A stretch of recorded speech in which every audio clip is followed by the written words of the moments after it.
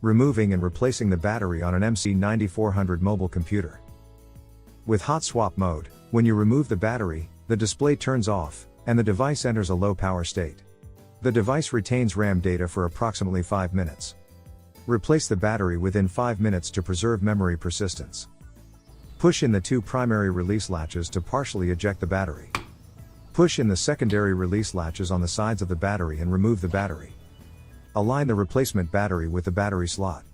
Push the battery firmly into the battery well until the release latches click, indicating that the battery is locked in place.